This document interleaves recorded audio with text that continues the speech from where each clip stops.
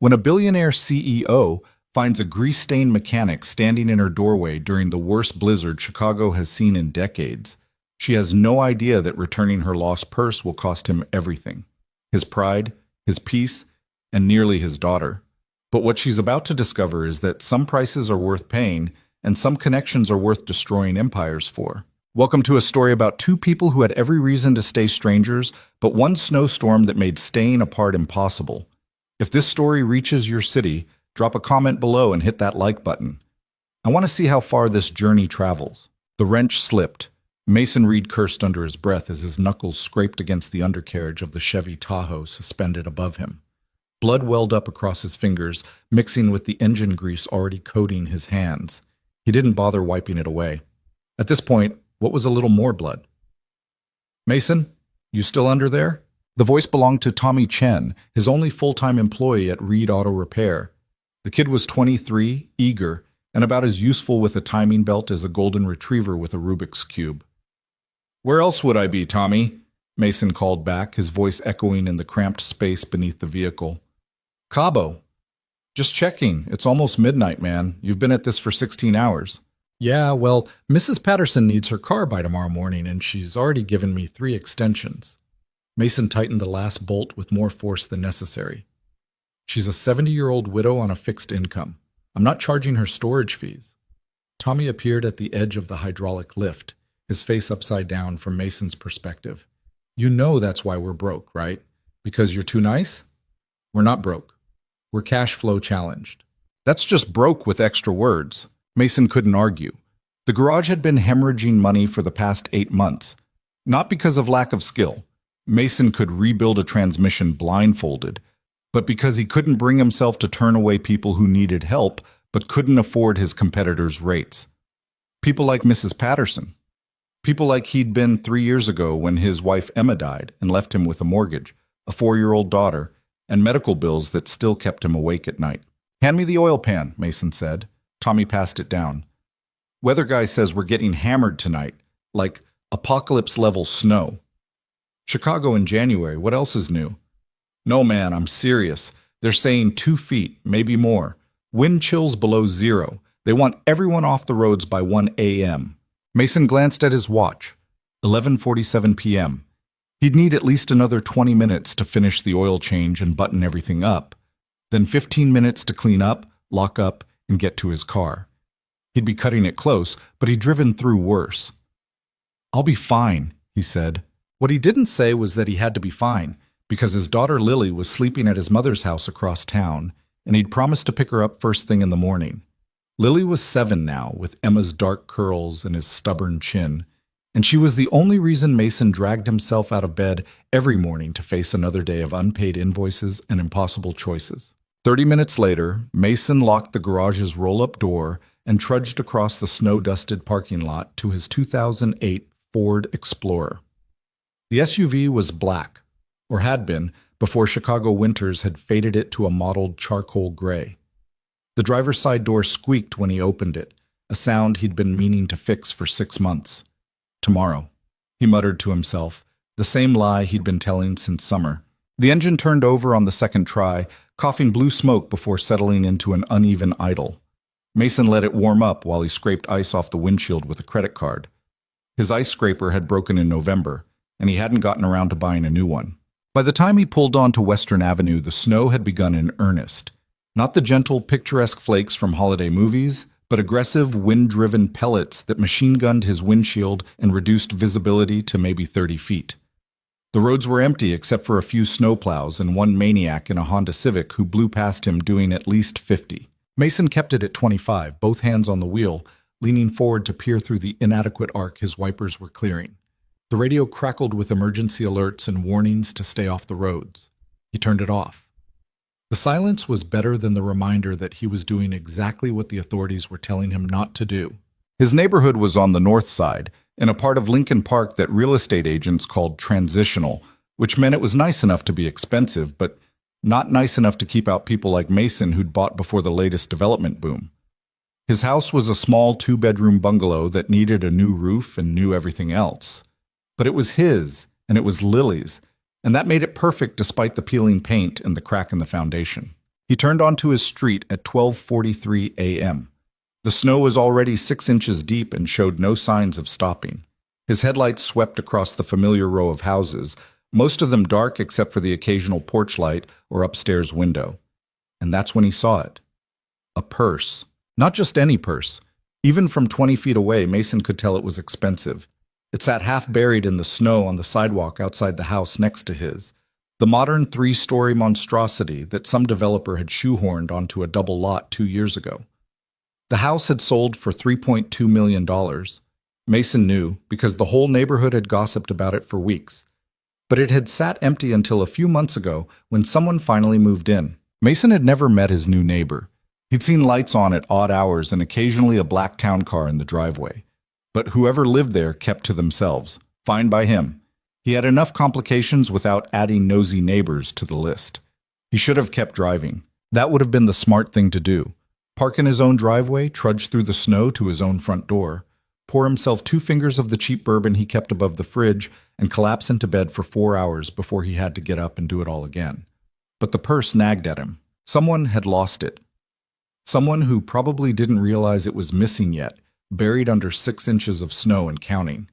By morning, it would be under 2 feet, frozen solid, possibly ruined. And even though Mason's checking account had $237 in it and his credit cards were maxed out, he knew what that purse probably cost. Knew that to some people, losing something like that would be catastrophic. Emma used to tease him about this, about his compulsive need to fix things, to help people, even when it cost him. "You'd give away your last dollar to a stranger," she'd said once, "and then walk home in the rain because you couldn't afford cab fare." She'd been right. Mason parked in front of his house, killed the engine, and climbed out into the storm. The wind hit him like a fist, stealing his breath and driving snow into his eyes. He'd left his coat at the garage. Brilliant. So he was wearing just his work shirt and jeans, both of which were already soaked through by the time he reached the purse. He picked it up, brushing off the snow. It was some designer brand he didn't recognize, made of leather that felt like butter despite being half frozen. Heavy, too. He unzipped it, shielding the contents from the wind. Wallet, phone, keys, lipstick, a small leather notebook. Everything someone would need to get through their day, now sitting in the snow because of a moment of carelessness. Mason looked up at the house. It was massive and modern, all glass and steel and sharp angles that looked like they'd been designed to intimidate rather than welcome. Warm light glowed behind floor-to-ceiling windows on the ground floor, and he thought he saw movement inside.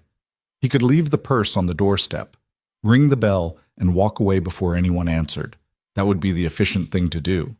Instead, he found himself walking up the driveway. The front door was one of those heavy modern things made of some dark wood with a horizontal steel handle. There was no doorbell that he could see, just a small camera mounted above the frame. Mason knocked, then waited, shivering as the wind tried to strip the skin from his face. Nothing. He knocked again, harder. The door opened. The woman standing there was not what Mason expected. He'd built up an image in his head during the 30-second walk from the street. Someone older, maybe, dripping with jewelry and attitude, the kind of person who bought $3.2 million houses in Lincoln Park as investment properties. Instead, she looked about 30, maybe a year or two younger than Mason himself. She was tall, maybe 5'8" or 5'9", with dark hair pulled back in a messy ponytail and no makeup that he could see. She wore gray sweatpants and an oversized northwestern hoodie that looked like it had seen better days. Her feet were bare. What struck him most were her eyes. They were green, almost startlingly so. And they held an expression he recognized because he saw it in his own mirror every morning. Exhaustion mixed with a kind of wary guardedness, like she was waiting for the next bad thing to happen. "Can I help you?" Her voice was soft, but not warm. "Careful." Mason held up the purse. "Found this outside, figured it was yours." She stared at the purse, then at him, then back at the purse. Her expression didn't change, but something shifted in her eyes. Surprise, maybe, or confusion. "Where did you find it?" "On the sidewalk, half buried in the snow." Mason felt suddenly self-conscious about his appearance. His grease-stained clothes, his bleeding knuckles, the fact that he probably smelled like motor oil and old coffee. "I live next door. Saw it when I was pulling in." She took the purse, her fingers brushing his for a fraction of a second. Even through the cold, he felt how warm her hands were. "Thank you," she said. "I didn't even realize I'd lost it." "Must have dropped it when you came in, or maybe when you were getting mail or something." Mason shrugged. "Anyway, stay warm." He turned to leave. "Wait." He stopped, looked back. She was studying him with an intensity that made him uncomfortable. Not in a threatening way, but like she was trying to solve a puzzle and he was the missing piece. "You're bleeding," she said, nodding at his hands. "Yeah, well, hazard of the job." He shoved his hands in his pockets. "It's fine." "You're also soaked through and probably hypothermic." She stepped back from the door. "Come inside for a minute, warm up." "That's not necessary." "I know it's not necessary. I'm offering anyway." Her tone left no room for argument. "You returned my purse in a blizzard. The least I can do is make sure you don't freeze to death on my doorstep. Bad for property values." There was the faintest hint of humor in that last part, and despite himself, Mason smiled. "Just for a minute," he said. He followed her inside, and the warmth hit him like a wall. The house was even more impressive from the inside. Soaring ceilings, minimalist furniture that probably cost more than his car, art on the walls that he didn't understand but assumed was expensive because it looked vaguely uncomfortable to look at. But what struck him most was how empty it felt. Not physically empty, there was plenty of furniture and decoration, but emotionally empty. Like a hotel lobby or a museum, a space designed to be looked at rather than lived in. "I'm Scarlett," the woman said, leading him through a hallway into what appeared to be a kitchen roughly the size of his entire first floor. Scarlett Whitmore. The name tickled something in Mason's memory, but he couldn't place it. Someone famous, maybe? An actress? He didn't follow that stuff. "Mason Reed." "Mason." She said his name like she was testing it out. "You said you lived next door?" "Yeah, the small place, with the sagging porch and the yard that needs work." "I like your house. It looks lived in." She gestured to a stool at the kitchen island. "Sit. I'll get you something to clean up those hands." Mason sat, feeling absurdly out of place. The kitchen was all white marble and stainless steel, with appliances that looked like they belonged in a spaceship. Through the windows, he could see the snow still coming down, even heavier now. Scarlett returned with a first aid kit and a dish towel. She handed him the towel first. "Dry off." He did as instructed, wiping the snow and moisture from his face and hair.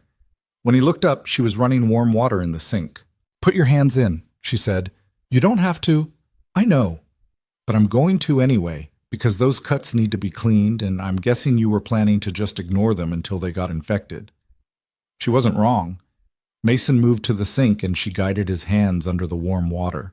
The sting made him wince, but the warmth felt incredible after the bitter cold outside. "What do you do?" she asked, focused on cleaning the grease and blood from his knuckles. "For work, I mean. I own an auto repair shop." "Well, own is a generous word. The bank owns it. I just work there."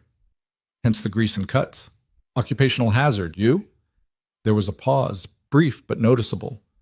"I work in tech," she said finally. "Software." "Ah." Mason had no idea what that meant, but he nodded anyway.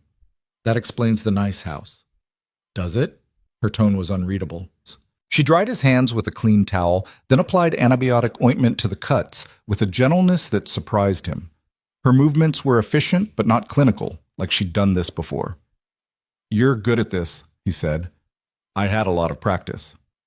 Another pause. "My father was a mechanic, actually. Not airplanes, but same principle. He was always coming home with cuts and bruises." "Was?" "He died when I was 16. Heart attack." She said it matter-of-factly, but Mason heard the grief underneath, the kind that never really goes away, just gets more familiar. "I'm sorry.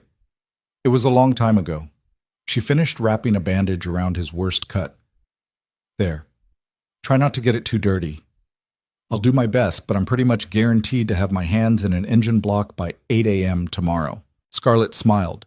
It was small and quickly hidden, but it transformed her face for a moment, making her look younger and less guarded. "Coffee?" she asked. Mason knew he should leave, should thank her, head next door, and get what little sleep he could before dawn. But something in her expression made him hesitate. She looked lonely. The same kind of lonely he felt every night when he came home to an empty house and the ghost of a life that used to be. "Sure," he said. "Coffee sounds good." She moved to an espresso machine that looked like it required an engineering degree to operate. Mason watched as she worked, noticing small things. The way she moved through the kitchen with the efficiency of someone who spent a lot of time alone. The fact that despite the size and expense of the space, there were no personal touches anywhere. No photos, no magnets on the fridge, no clutter. "Do you take milk?" she asked. "Sugar?" "Black is fine." She handed him a cup, actual porcelain, not a mug, and poured one for herself. Instead of sitting at the island, she led him to a living room that featured a fireplace currently putting out enough heat to warm a small country. They sat on opposite ends of a couch that probably cost more than Mason made in 6 months. The snow hammered against floor-to-ceiling windows, creating a sound like static. "Hell of a storm," Mason said, immediately regretting the cliché. But Scarlett just nodded. "I was watching it from up here. It's beautiful in a terrifying way." "That's one word for it. I was going for inconvenient." "You had to drive through it to get home?" "Yeah, I was working late. Had a customer who needed her car by morning." "Must be a good customer." "She's 70, living on Social Security, and her car is the only way she can get to her daughter's house to watch her grandkids so her daughter can work." Mason shrugged. "So yeah, good customer."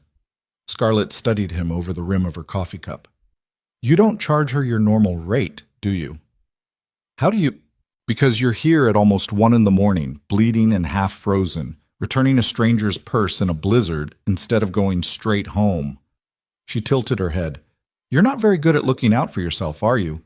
Mason laughed, but there wasn't much humor in it. "My employees keep telling me that." "How many employees?" "One, Tommy. He's a good kid, but he's still learning." "Family?" "I have a daughter, Lily. She's 7. Something shifted in Scarlett's expression. "Where is she tonight?" "At my mother's. I'm picking her up in the morning." Mason paused, then added, "Her mother, my wife, died 3 years ago. Cancer." "I'm sorry." And she sounded like she meant it, not just saying the words because they were expected. They sat in silence for a moment, watching the snow. Mason should have felt awkward. He was sitting in a mansion with a woman he'd met 15 minutes ago, discussing his dead wife. But somehow it felt natural, like they were both operating under rules that didn't quite apply to the outside world. "Can I ask you something?" Scarlett said finally. "Sure." "Why did you stop?" "To pick up the purse, I mean. Most people would have just driven past." Mason considered the question. "My wife used to say I had a compulsion to fix things. Not just cars. Everything. People's problems, broken situations, stray cats." He smiled at the memory. "She was right. I can't see something wrong and not try to make it better, even when it costs me." "That sounds exhausting." "It is." "But you do it anyway." "Yeah." Scarlett nodded slowly, like he'd confirmed something she'd been wondering about. "I used to be like that. When I was younger. Always trying to help, to fix things for people." "What changed?" Her smile was sad and distant. "I learned that most people don't want help. They want something from you. And once you figure that out, it gets easier to just stop trying." There was a story there Mason could tell.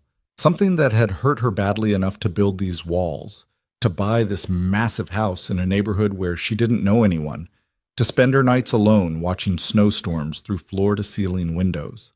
"That sounds lonely," he said. "It is." She met his eyes. "But it's safer." The wind rattled the windows and the lights flickered for a moment before steadying. Scarlett glanced at the ceiling. "We might lose power," she said.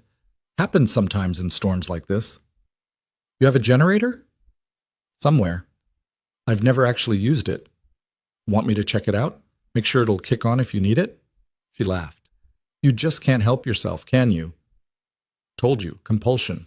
It's fine. If the power goes out, it goes out." She drained her coffee. "But you should probably get home before the roads get completely impassable." Mason checked his watch. 1:17 a.m. "Yeah, you're right." They stood, and Scarlett walked him back to the front door. Mason noticed her hesitate before opening it, like she was reluctant to let the outside world back in. "Thank you," she said, "for the purse and for the conversation. Thank you for the coffee and the first aid." Mason pulled up his collar, preparing to face the storm again. "Stay warm." He made it 3 steps before she called after him. "Mason?" He turned. Scarlett stood in his doorway, backlit by the warm interior lights, and for a moment she looked smaller than she had before, vulnerable. "The roads are getting really bad," she said, "and your house is dark. Did you lose power already?" Mason looked at his bungalow. She was right. No lights anywhere. Must have gone out while he was inside. Looks like it. "Then you should stay here tonight." Mason blinked. "What?" "Stay here. I have guest rooms." "Plural." "You can take your pick." She said it matter-of-factly, like she was offering him a stick of gum. "The weather service is saying the worst of the storm won't hit until after 2 a.m. If you try to drive across town to your mother's now, you'll probably end up in a ditch." "I wasn't planning to drive to my mother's tonight. I was just going to sleep at my place." "With no power? In this cold?" Scarlett shook her head. "You'll freeze. I have blankets. I've survived worse." "I'm sure you have. But you don't have to." She held his gaze. "Look, I know this is weird. We just met. You're a stranger. I'm a stranger. And accepting overnight hospitality from strangers is generally a bad idea. But it's 1:30 in the morning in a blizzard, your power is out, and I have more empty bedrooms than I know what to do with. So just stay, please." There was something in that last word, please, that got him. A loneliness that matched his own. A need for human connection that she was trying very hard to disguise as practical concern.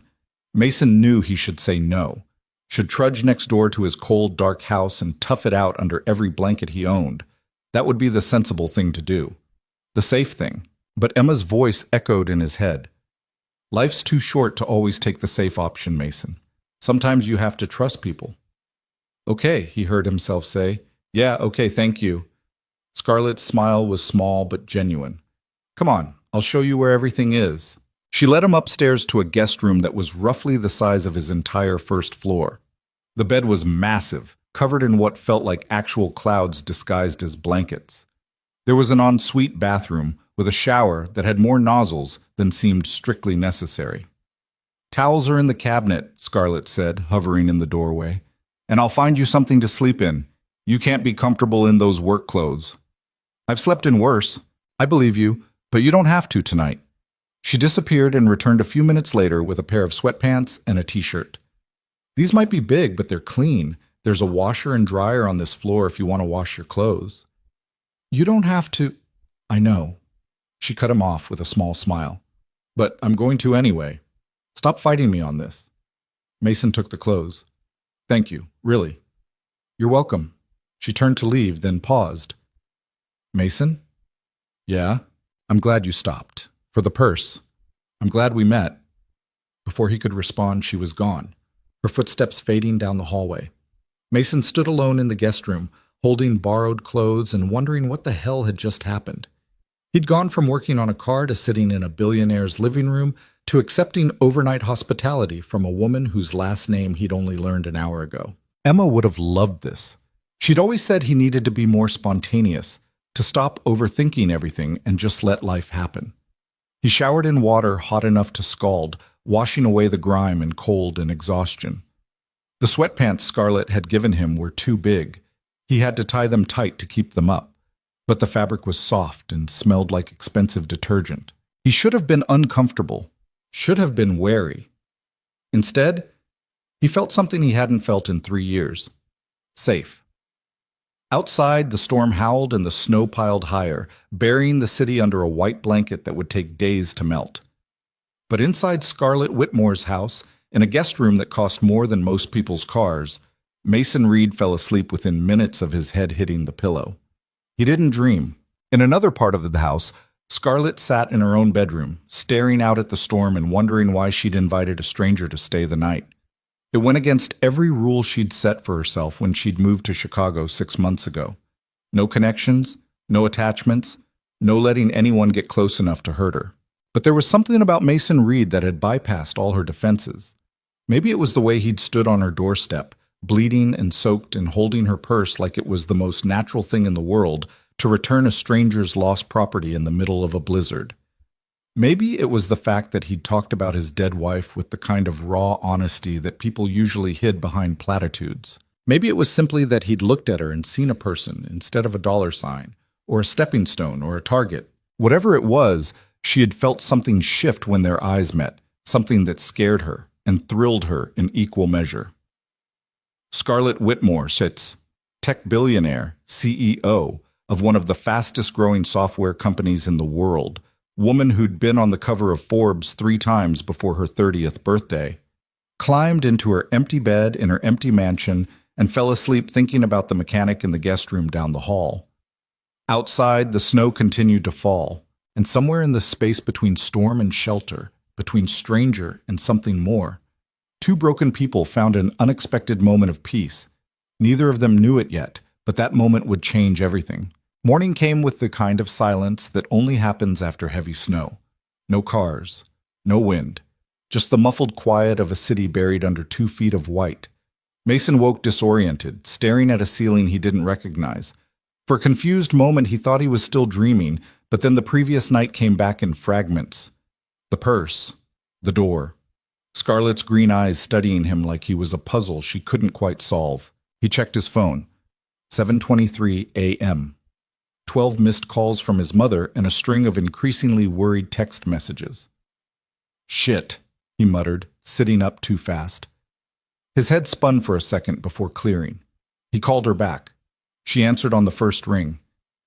Mason Alexander Reed, where the hell are you? I'm fine, Ma. I'm safe. That's not what I asked. Lily's been asking about you since 6:30. She thinks you're dead in a snowbank somewhere. Guilt twisted in Mason's stomach. Let me talk to her. There was rustling, then Lily's small voice came through. Daddy? Hey, Ladybug, I'm okay. Grandma said the storm was really bad and you didn't come get me. Her voice had that tremor in it that meant she was trying not to cry. Are you hurt? No, baby, I'm not hurt. The roads were too dangerous to drive last night, so I stayed somewhere safe. But I'm coming to get you soon, okay? Promise? Promise. Have I ever broken a promise to you? No. She sounded a little better. Grandma made pancakes. Did she put chocolate chips in them? And whipped cream. Lucky. Save me one? Okay. Love you, Daddy. Love you more, Ladybug. His mother came back on the line. Where are you really? I told you, somewhere safe. Mason. I'm next door at the neighbor's place. My power went out and she offered me a guest room. There was a pause that lasted several centuries. His mother said finally, don't start. I'm not starting anything. I'm just surprised. You haven't so much as looked at another woman since Emma died. I'm not looking at anyone. She was being neighborly. That's it. Uh-huh. His mother didn't sound convinced. Well, the plows are supposed to start on the side streets around 10. You can probably make it over here by noon. I'll be there. After he hung up, Mason found his work clothes folded neatly on a chair, clean and still warm from the dryer. He stared at them for a long moment. Scarlett must have washed them while he slept. The gesture felt intimate in a way that made him uncomfortable and grateful in equal measure. He dressed quickly, trying to shake off the strangeness of the situation. This was just what it was. A stranger helping another stranger during a storm. Nothing more complicated than that. The house was quiet as he made his way downstairs.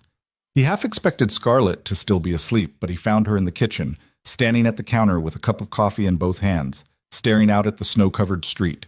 She'd changed into jeans and a sweater that looked cashmere and probably cost more than his mortgage payment. Her hair was down now, falling past her shoulders in dark waves. Without the exhaustion of the previous night shadowing her face, she looked different, younger, maybe, or just less guarded. Morning, Mason said. She turned, and something flickered across her expression before settling into a small smile. Morning. Coffee?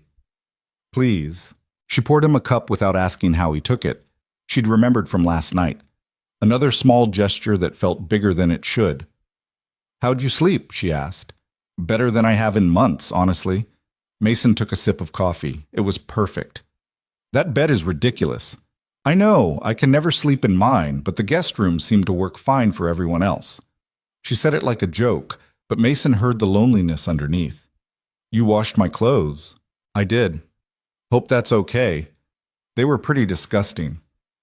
Yeah, sorry about that. Don't be. I've seen worse. She nodded toward the windows. Looks like we got about 2 feet, maybe more in the drifts. City will take days to dig out. Probably. Scarlett sipped her coffee. You have somewhere you need to be? I need to pick up my daughter. My mother's been watching her. Right. Lily.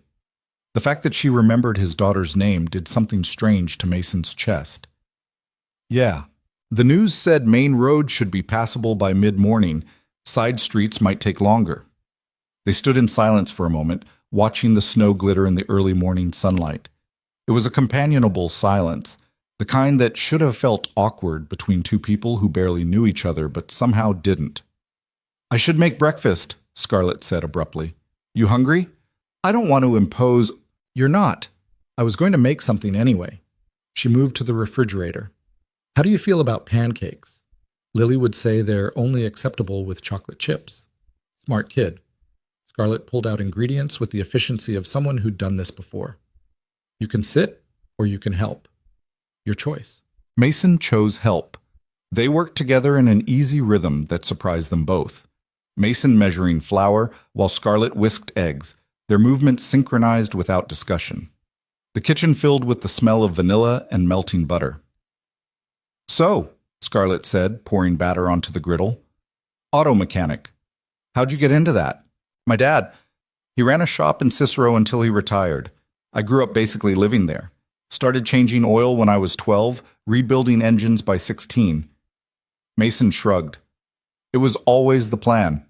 Take over the family business. Did you? For a while. Then he had a stroke and had to sell. I saved enough to buy my own place a few years later. He paused. Smaller operation. Just me and Tommy now. You said business was struggling. Mason glanced at her, surprised she remembered. Yeah, not great at the business part. Good at fixing cars. Terrible at charging people what the work is actually worth. Because of customers like the 70-year-old grandmother. Because of customers like a lot of people. I grew up without much. I know what it's like to need your car fixed and not have the money. Hard to turn those people away. Scarlett flipped a pancake with more force than necessary. That's a good way to go bankrupt. Tell me about it. So why do you keep doing it? Mason thought about that. Because Emma would have. She was always the one who saw people, really saw them. She'd be furious with me if I started turning away people who needed help just to make the bottom line look better. She sounds like she was a good person. She was. Best person I ever knew. The familiar ache settled in his chest, duller now than it had been, but still there. She made me better. And when she died, I promised myself I wouldn't lose that. Wouldn't become the kind of person who only cares about profit margins and bank statements. Even if it costs you everything? Even then. Scarlett slid a plate of pancakes in front of him. They were perfect. Golden brown, fluffy, with chocolate chips melted just right. You're either very principled or very stupid. Probably a little of both. They ate in silence for a few minutes. The pancakes were good, really good, and Mason found himself wondering what other contradictions Scarlett Whitmore contained. A billionaire who lived alone in a mansion but made pancakes from scratch. A tech CEO who washed a stranger's grease-stained clothes in the middle of the night. Can I ask you something? He said. Sure. Last night you said you work in tech, software. Yeah. What kind of software? Scarlett's fork paused halfway to her mouth. Enterprise solutions. Cloud infrastructure, mostly. Data management systems for large corporations. It sounded rehearsed, like an answer she'd given 1,000 times at cocktail parties and conference rooms.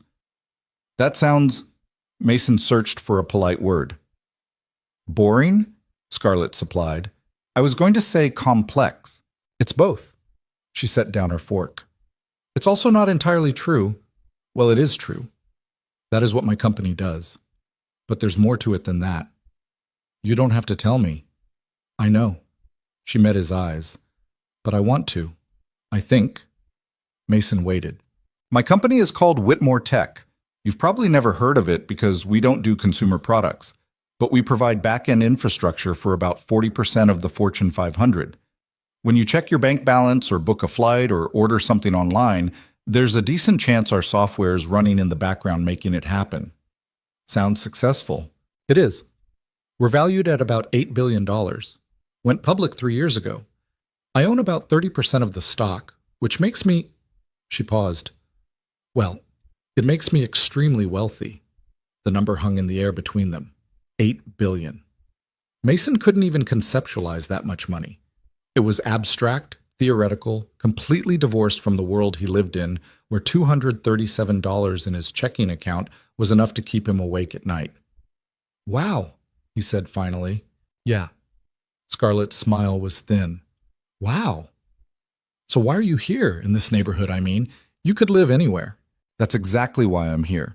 Because I could live anywhere, and everywhere I went, people knew who I was, what I was worth, what they could get from me. She pushed her pancakes around her plate. 6 months ago, I had a breakdown. Not a big dramatic one, just a quiet moment in my penthouse in San Francisco when I realized I couldn't remember the last time someone had a conversation with me without wanting something. An investment, a job, a connection, an introduction. Even people I thought were friends turned out to be networking. That sounds lonely. It was. It is. She looked up at him. So I bought this place under an LLC, told everyone I was taking a sabbatical, and moved to Chicago where nobody knows me. I work remotely, attend board meetings via video, and spend my evenings watching Netflix alone in a $3 million house. Sounds like you traded one kind of lonely for another. At least this kind is honest. Scarlett stood, carrying her plate to the sink. At least here, when I'm alone, I know it's because I chose it, not because everyone around me is performing friendship while calculating my net worth. Mason joined her at the sink. They washed dishes together, another small moment of domestic synchronicity that felt larger than it should. I get it, he said. After Emma died, everyone wanted to help, but what they really wanted was to feel like they'd done something, to check a box that said they'd been there for the grieving widower. After a while, you learn to tell the difference between people who actually care and people who just want to be able to say they cared. And how many people actually cared? My mother, Tommy, a couple of guys from the shop. Mason dried a plate. That's about it. Quality over quantity, something like that. They finished the dishes. Outside, the sound of snowplows rumbled in the distance. The real world was coming back, pushing into the strange bubble they'd created overnight. I should get going, Mason said, but he didn't move. Yeah, Scarlett agreed, but she didn't move either. They stood there in her kitchen, the morning light streaming through the windows, and for a moment Mason felt like he was standing on the edge of something. A choice, maybe. Or a chance. Something that would matter later in ways he couldn't predict. Thank you, he said. For last night. For this morning. For... He gestured vaguely at the kitchen, the house, the space between them. All of it. You already thanked me. When you returned my purse in a blizzard. That was just being decent. So was this. Mason smiled. Want to walk me out? They made their way to the front door. Mason's Explorer sat in his driveway next door, already half buried in snow. It would take him 20 minutes just to dig it out. Mason, Scarlett said as he stepped onto the porch.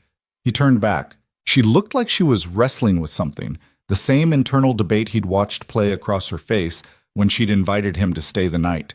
Caution warring with something else, some need that was stronger than self-preservation. Would you want to have dinner sometime? The words came out in a rush. I mean, as neighbors, to thank you properly for the purse. Mason should have said no, should have recognized this for what it was, a complication he didn't need, a connection that could only end badly. She was a billionaire CEO living in hiding. He was a broke mechanic with a 7-year-old daughter and enough emotional baggage to fill a warehouse, but Emma's voice was in his head again. Sometimes you have to trust people. I'd like that, he said. Scarlett's smile was genuine this time, reaching her eyes. Friday? 7? It's a date. Then he realized what he'd said. I mean, not a date, just, I know what you meant. She was trying not to laugh. Go. Your daughter's waiting. Mason trudged through the snow to his car, hyper-aware of Scarlett watching from her doorway. He dug out the Explorer, started the engine, and pulled away with a wave. In his rear-view mirror, he saw her standing there until he turned the corner. The drive to his mother's took 45 minutes instead of the usual 15. The city was still half buried, cars abandoned on side streets, snow piled in drifts that reached the sidewalk signs. But the main roads had been cleared, and Mason made it there in one piece. Lily met him at the door, launching herself into his arms with enough force to nearly knock him over. "Daddy!" "Hey, Ladybug." He squeezed her tight, breathing in the scent of her shampoo and his mother's house, coffee and cinnamon and home. "Miss me?" "So much. Grandma said you were stuck in the snow, and I thought maybe you froze and died like in that movie." "What movie?" "The one where the boy is outside and he turns into ice." "We need to monitor what you're watching." Mason set her down. "I'm fine, just stayed somewhere safe during the storm." His mother appeared in the hallway, arms crossed, wearing the expression that meant she had questions and wouldn't be satisfied with vague answers. "Hi, Ma." "Don't hi, Mommy. Get in here." Lily ran off to finish the cartoon she'd been watching. Mason followed his mother into the kitchen where she poured him coffee without asking and pointed at a chair. "Sit. Talk." "There's nothing to talk about." "You spent the night at a woman's house."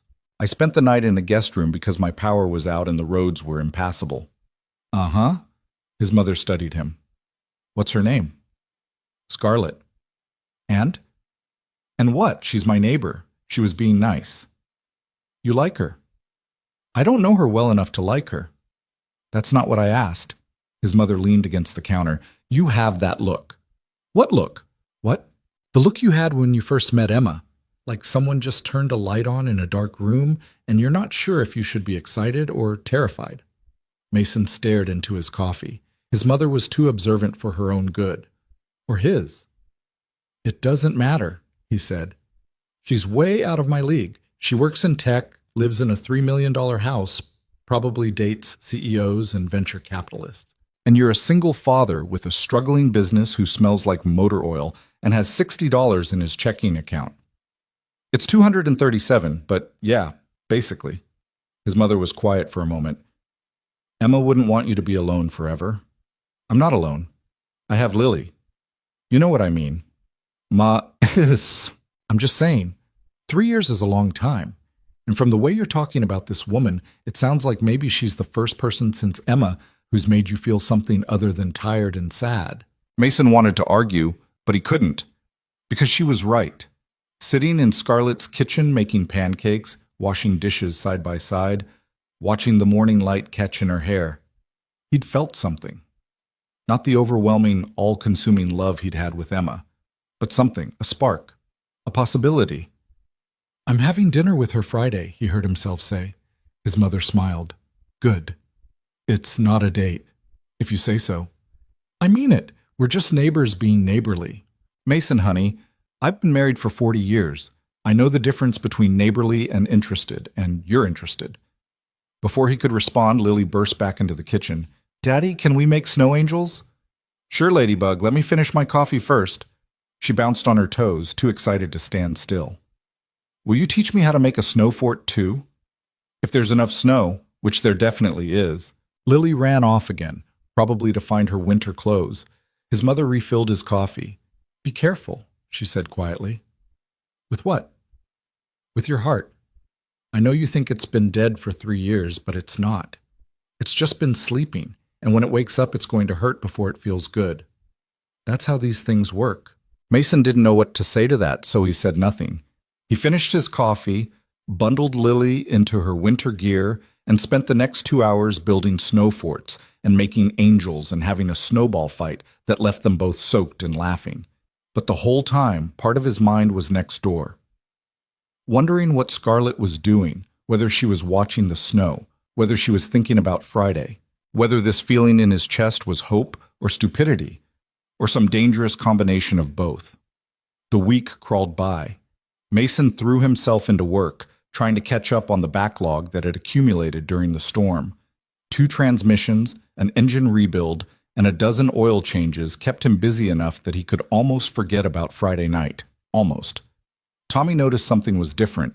"You seem weird," he said Wednesday afternoon while they were replacing brake pads on a Honda Accord. "I'm not weird." You're whistling. You never whistle. I whistle sometimes. Name one time. Mason couldn't. See? Weird. Tommy tightened a lug nut.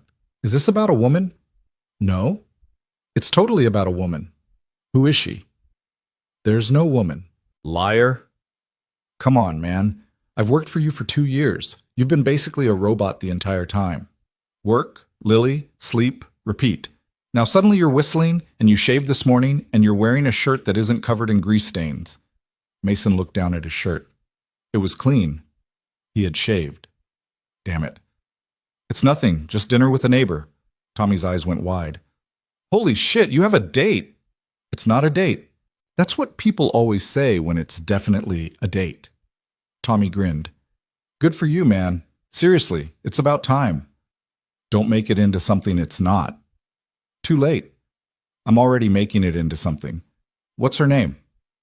Scarlett. Nice. What does she do? She works in tech. Hot tech girl.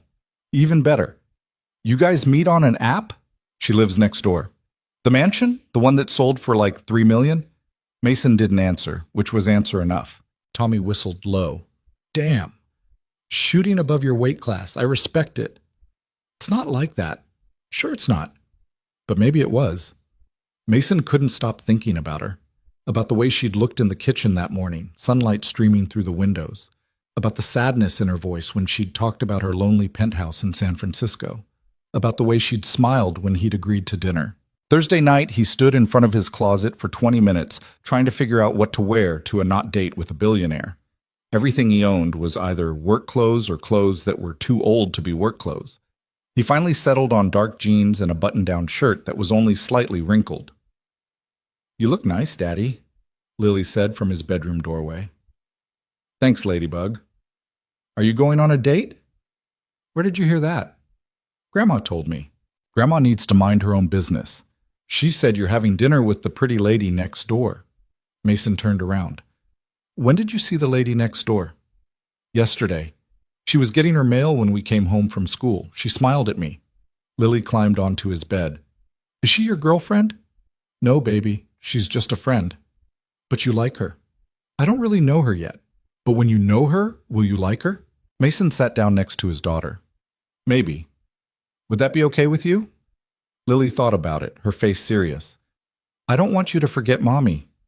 Oh, Ladybug, Mason pulled her close. I could never forget Mommy. Not ever. She was the most important person in the world to me, and she gave me you, which makes her even more special. But Mommy wouldn't want me to be sad forever. She'd want me to be happy. To maybe find someone to be happy with. Would the lady be nice to me? I think so. But if she wasn't, I wouldn't see her anymore. You're the most important person in my life, Lily. Always. Nobody and nothing will ever change that. Lily hugged him. Okay, you can have dinner with her. Thanks for the permission. You're welcome. She pulled back. Can I have ice cream? Nice try. It's a school night. Worth a shot. Friday arrived with the kind of nervous energy that made Mason feel like a teenager again. He spent the day at the shop trying to focus on work and failing spectacularly. He nearly stripped a bolt head, overfilled a coolant reservoir, and misdiagnosed a check engine light. Go home, Tommy said finally. You're a disaster today. I have 2 more hours. And in those 2 hours, you're going to cost us more in mistakes than we'll make in labor. Go, shower, put on cologne or whatever. Try not to screw this up. Mason went. At 6:30, freshly showered and wearing his least wrinkled shirt, he stood in his kitchen trying to decide if bringing wine was appropriate. Was this a wine situation? Would Scarlett think he was trying too hard? Would she think he was cheap if he didn't bring anything? He was overthinking this. He grabbed the bottle of wine he'd been saving for a special occasion. Nothing fancy, just a decent red that his mother had given him last Christmas, and walked next door before he could talk himself out of it. Scarlett answered on the second knock. She wore black jeans and a deep blue sweater that made her eyes look even greener. Her hair was down, and she wore just enough makeup to look polished without looking like she'd tried too hard. She looked beautiful. Hi, Mason said, then immediately felt stupid. I brought wine. If that's weird, I can take it back. It's not weird. Come in. She stepped aside, smiling. You clean up nice. So do you. They stood in the entryway for a moment, both suddenly awkward in a way they hadn't been during the storm. "So," Scarlett said. "So," Mason echoed. She laughed, and the tension broke. "Come on. I made dinner, or tried to. No promises on how edible it is." The kitchen smelled incredible, garlic and herbs and something baking. The table was set for two, candles already lit. "You didn't have to go to all this trouble," Mason said.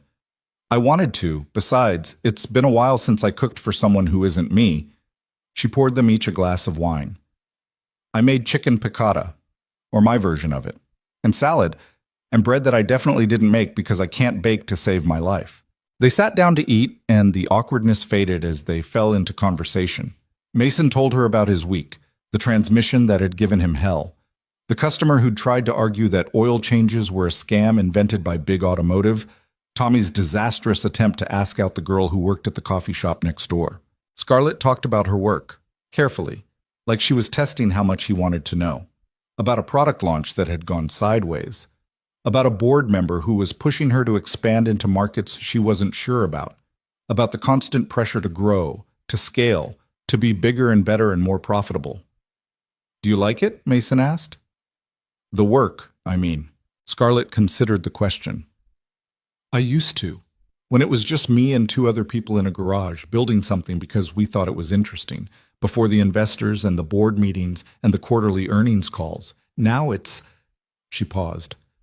"It's like I built this thing and then it grew too big for me to control, and everyone expects me to have all the answers, but half the time I'm just making it up as I go. That's how I feel about parenting." She smiled. "How's Lily doing? With everything?" "She's good, resilient, probably more than I give her credit for." Mason swirled his wine. "She asked me today if you were my girlfriend." "What did you tell her?" "That we're friends. That I don't really know you yet." "But you want to." It wasn't a question. Mason met her eyes. "Yeah, I do." Scarlett was quiet for a moment. When she spoke, her voice was careful. "I haven't done this in a long time. The getting to know someone thing, and when I did, it usually ended badly. People wanted the CEO, not the person, or they wanted what they thought the CEO could do for them. I don't want anything from you." "I know. That's what scares me." "Why?" "Because it means this might actually be real, and if it's real, I can actually get hurt." Mason understood that. The fear of opening up again, of letting someone in, of risking the kind of pain that comes from loss. "I'm scared too," he admitted. "I haven't felt anything close to this since Emma, and part of me feels guilty even being here, like I'm betraying her memory." "Are you?" "No, I don't think so. She'd probably be pissed at me for waiting 3 years. He smiled sadly. "But that doesn't make it less terrifying." Scarlett reached across the table. Her hand found his, fingers intertwining. "So we're both terrified," she said. "Looks like it." "Want to be terrified together?" Mason laughed despite himself. Yeah, I think I do." They finished dinner talking about smaller things, favorite movies, worst jobs, childhood pets. By the time they moved to the living room with fresh glasses of wine, the fear had shifted into something else. Not gone, but manageable. A weight they were learning to carry together. Mason didn't leave until almost midnight, and when he did, Scarlett walked him to the door and kissed his cheek, brief and soft. "Thank you for tonight," she said. "Thank you for cooking. We should do this again." "Yeah, we really should." Mason floated home, his head full of wine and possibility. He fell asleep thinking about green eyes and the way Scarlett's laugh sounded when she forgot to be guarded. Neither of them knew it yet, but they'd just started something that would change everything. Something worth fighting for. Something that would be tested in ways neither of them could predict. But for now, in the quiet space between fear and hope, they had this. And this was enough. The second dinner happened 3 days later, then another 4 days after that. Before Mason quite understood how it had happened, seeing Scarlett had become the part of his week he looked forward to most. They fell into a rhythm that felt natural despite how unnatural it should have been. Mason would finish work, pick up Lily from his mother's, make dinner for his daughter, read her stories until she fell asleep. Then he'd slip next door to Scarlett's massive house where they'd talk until midnight about everything and nothing. She told him about growing up in Michigan, daughter of an airplane mechanic and a high school teacher. about writing her first lines of code at 13 on a computer her father had rebuilt from scrap parts, about the scholarship to MIT that had changed her life trajectory completely. He told her about Emma, not just the sanitized version he gave most people, but the real story, how they'd met at a coffee shop when he'd spilled an entire latte down her white shirt, how she'd laughed instead of getting angry, how she'd died slowly enough that he'd had time to say goodbye, but quickly enough that there hadn't been time to prepare. "I was so angry," Mason said one night in early February, staring into his wine glass. "For months after. Angry at her for leaving, at the universe for taking her, at myself for not being able to fix it. You can rebuild a transmission, but you can't rebuild a person." Did the anger go away? Not exactly. It just became part of the background noise, like tinnitus. Always there, but you learn to ignore it most of the time. Scarlett was quiet for a moment. "My ex-fiancé cheated on me with my best friend." Mason looked up sharply. She'd never mentioned an ex, let alone a fiancé. 2 years ago, she continued, right after we went public, I was working 80-hour weeks trying to keep everything from falling apart, and he was sleeping with the woman I'd known since college, the woman who'd been my maid of honor at our engagement party. Her smile was bitter. Found out when I came home early from a conference and walked in on them in my bed. Jesus. The worst part wasn't even the betrayal. It was realizing that everyone else had known. My assistant, my board members, half my employees. They'd all known for months and nobody said anything because they didn't want to upset me during a critical time for the company. She drained her glass. That's when I learned that being rich means people lie to you. They tell you what they think you want to hear, or what benefits them most, but rarely the truth. Is that why you left San Francisco? Partly. I couldn't be in that penthouse anymore. Couldn't look at any of those people without wondering what else they were hiding from me. Couldn't trust my own judgment about who was real and who was performing. She looked at him. You're the first person in 2 years who's treated me like a regular human being. You are a regular human being. Not according to Forbes or Bloomberg or any of the 1,000 other publications that write about me like I'm some kind of mythical creature. She poured them both more wine. Do you know what it's like to Google yourself and find 100 articles analyzing your body language in board meetings? Or speculating about your personal life based on what you ordered for lunch? Mason thought about his life, about struggling to make rent and worrying whether Lily's winter coat would last another season, about the anonymity of being nobody important. No, he said honestly. I don't. That sounds like hell. It is. It's also incredibly isolating, because nobody wants to hear a billionaire complain about the downsides of being a billionaire. It's the world's tiniest violin. I'm listening. Yeah. Scarlett met his eyes. You are. That's new. They didn't kiss that night, or the night after. But the air between them was charged with possibility, with the weight of two people circling something they both wanted but were afraid to reach for. The shift happened on a Saturday in mid-February. Mason had brought Lily next door for the first time, nervous about how his two worlds would collide. But Scarlett had surprised him by getting down on the floor to play with Lily's collection of plastic dinosaurs, creating elaborate prehistoric scenarios with a creativity that made his daughter shriek with laughter. The T-Rex says your kitchen drawer is broken, Lily announced, holding up a small plastic figure. Does he? Scarlett played along. That's very observant of him. Daddy can fix it. Daddy fixes everything. Mason had noticed the drawer 3 weeks ago, one of the lower cabinets that stuck when you tried to open it. He'd mentioned it once and then forgotten about it. I don't want to impose, Scarlett started. It'll take 5 minutes, Mason said. You got tools? Somewhere, I think, maybe. He found a basic toolkit in her garage, buried under boxes that had never been unpacked. The drawer needed a new slide mechanism, which he could install on Monday after picking one up from the hardware store. You don't have to do that, Scarlett said, watching him examine the broken hardware. I know, but it's bothering me now that I've seen it. The compulsion to fix things. Exactly. While he worked, Scarlett and Lily moved to the kitchen table where they were drawing pictures. Mason could hear his daughter chattering away, telling Scarlett about her school and her friends and the boy in her class who ate paste. Why does he eat paste? Scarlett asked, genuinely curious. I don't know. Tommy says some people are just weird. Who's Tommy? He works at Daddy's shop. He's nice, but he says bad words sometimes, and Daddy tells him to watch his mouth. Does your daddy say bad words? Only when he hits his thumb with a hammer. Mason looked up to find Scarlett grinning at him. Is that true? I plead the fifth. They ordered pizza for dinner. Lily insisted on showing Scarlett her favorite movie, some animated thing about talking animals that Mason had seen approximately 400 times. He expected Scarlett to be bored, to check her phone or make excuses. Instead, she sat on the couch with Lily curled against her side, asking questions about the plot and laughing at the jokes. Mason watched them from the kitchen, something in his chest going tight. This was what he'd lost when Emma died. Not just a wife, but a partner. Someone to share the small moments with. Someone who could make Lily laugh. Later, after Lily had fallen asleep on the couch and Mason had carried her home and put her to bed, he returned to find Scarlett cleaning up the pizza boxes and cups. You don't have to do that, he said. I know, but I'm going to anyway. She turned to face him. She's great, Mason, really. You're doing an amazing job with her. Most days I feel like I'm barely keeping my head above water. That's called parenting, or so I'm told. Scarlett leaned against the counter. She loves you. You can see it in everything she does. The way she talks about you, looks at you. You're her whole world. She's mine.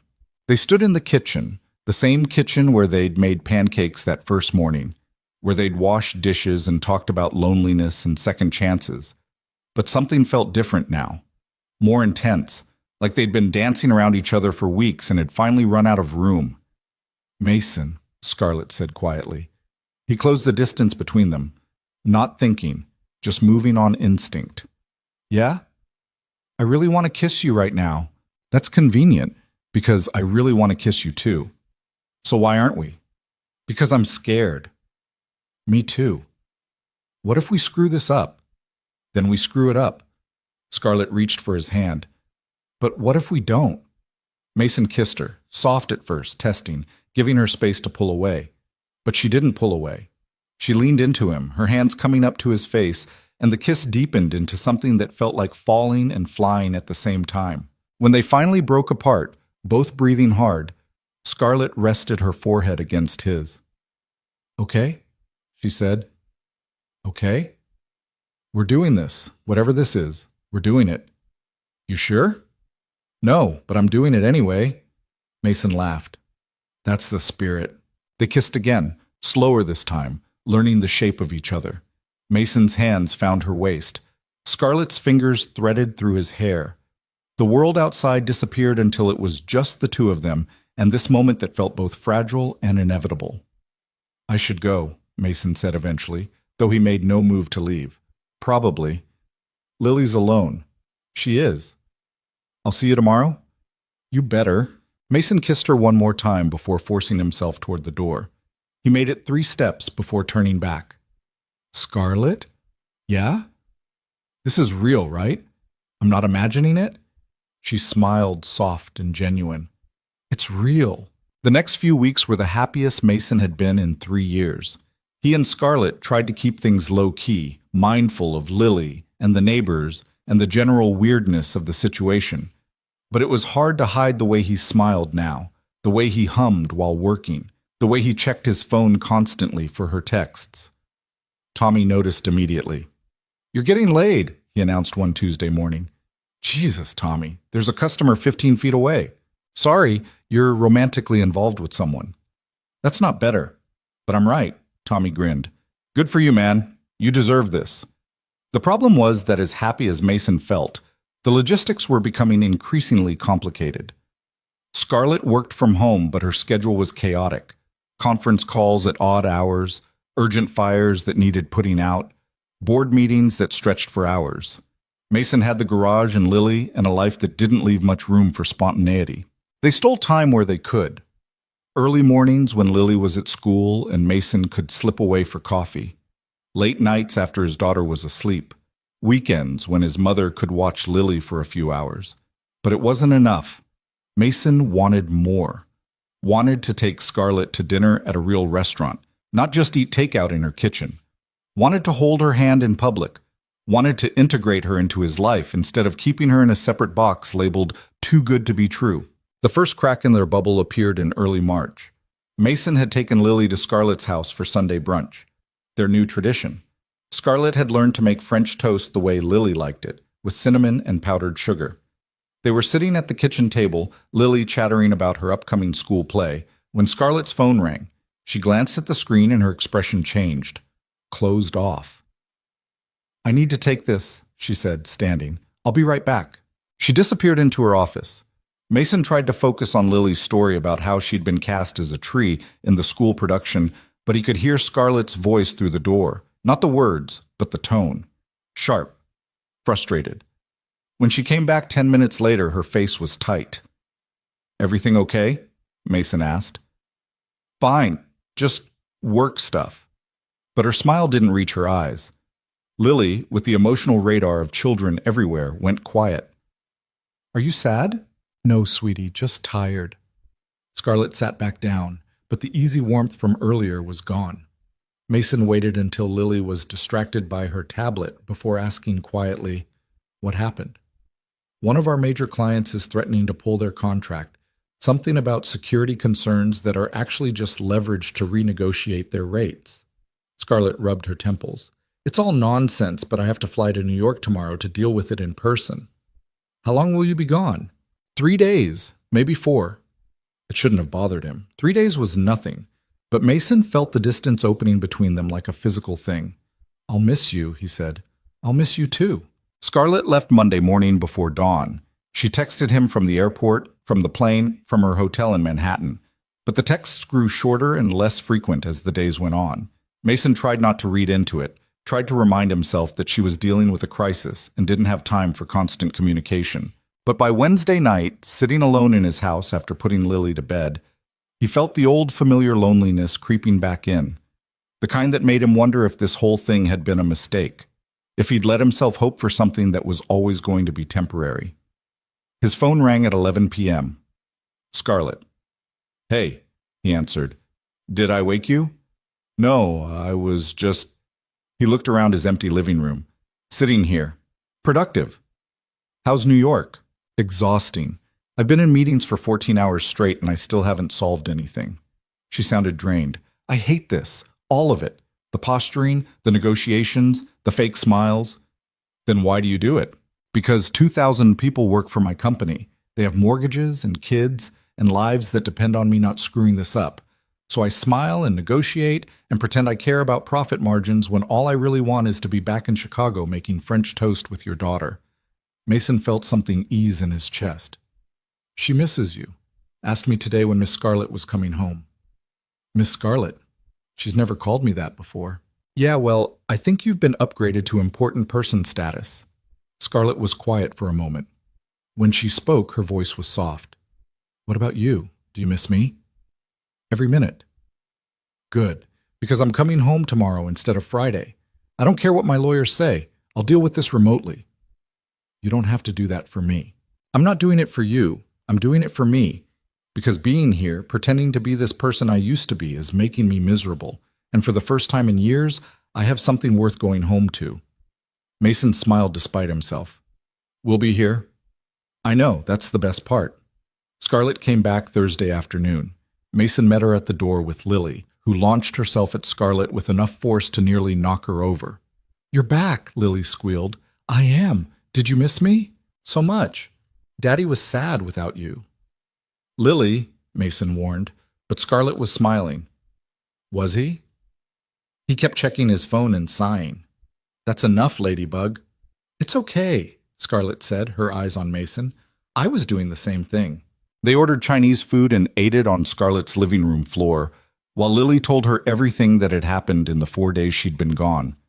The boy who ate paste had moved on to eating erasers. Her best friend had gotten a new puppy. She'd learned a new song in music class. After dinner, Mason sent Lily home to do her homework while he helped Scarlett clean up. She was quieter than usual, moving through her kitchen like she was still half in New York. "Talk to me," Mason said. "I'm fine." "Scarlett." She stopped, her hands braced against the counter. "Being there reminded me of why I left. The person I have to be in that world. The decisions I have to make that affect people's lives. The constant pressure to be perfect, to have all the answers, to never show weakness. You don't have to be that person here." "I know. That's what makes it so hard. Because every time I go back there, I can feel myself slipping into old patterns, and I'm scared that eventually I won't be able to turn it off, that I'll become that person permanently and lose this. She gestured between them. Lose you. Mason moved behind her, wrapping his arms around her waist. You're not going to lose me. You don't know that. Yeah, I do, because I'm not going anywhere, not unless you tell me to. Scarlett turned in his arms. What if my life becomes too much? What if the company demands more time, more travel, more of everything? What if I can't be what you need? Then we'll figure it out. Together. Mason tucked a strand of hair behind her ear. I'm not asking you to choose between me and your company. I'm just asking you to let me be part of your life, whatever that looks like. I don't know how to do this, how to balance everything. Nobody does. We're all just making it up as we go. She kissed him then, hard and desperate, like she was trying to prove something to both of them. Mason kissed her back, pouring 3 years of loneliness and fear into it, all the emotion he'd kept locked up finally finding somewhere to go. When they broke apart, Scarlett was crying. Not big dramatic sobs, just quiet tears that tracked down her face. Sorry, she said, wiping at her eyes. I'm a mess. You're allowed to be a mess. Not in my world. In my world, you're always composed, always in control. Then screw your world. Here you can fall apart if you need to. She laughed through her tears. How did I get so lucky? I ask myself the same question every day. They stood in her kitchen, holding each other while the last of the daylight faded outside. It wasn't perfect. Neither of them were. But it was real, and for now, that was enough. The next few weeks tested them in small ways. A kitchen drawer Mason had fixed broke again, and he spent an hour fixing it properly, teaching Scarlett how to maintain it herself. Lily got sick with the flu, and Mason had to cancel their plans 3 nights in a row. Scarlett had another crisis at work that kept her glued to her laptop for 16 hours straight.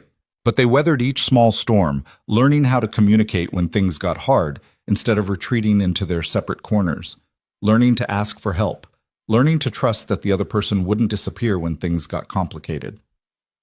In April, Mason took a leap. Lily's school play was coming up, and he asked Scarlett if she wanted to come. To watch her be a tree, Scarlett confirmed. The most important tree in the forest, according to her. I wouldn't miss it.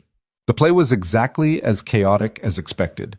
Kids forgot their lines, someone's papier-mâché rock fell apart on stage, and Lily delivered her one line. I am a tree, and I am very old, with such dramatic flair that half the audience laughed. But Scarlett sat next to Mason in the uncomfortable auditorium chairs, her hand in his, and cheered louder than anyone when Lily took her bow. Afterward, in the parking lot, Lily threw herself at Scarlett. Did you see me? I didn't forget my words. You were amazing, the best tree I've ever seen. Really? Really. Mason watched them, his daughter and this woman who'd stumbled into their lives during a snowstorm, and felt something shift in his chest. Not the overwhelming grief that had defined him for 3 years, but something warmer, something like hope. That night, after Lily was asleep, he and Scarlett sat on his front porch watching the spring rain. His house, not hers, the one with the sagging porch and peeling paint. I love you, Mason said. The words came out rough, unpracticed. He hadn't said them to anyone except Lily since Emma died. Scarlett turned to look at him, her eyes wide. You don't have to say it back, he added quickly. I just needed you to know. In case... She kissed him, cutting off whatever else he was going to say. I love you too, she said against his lips.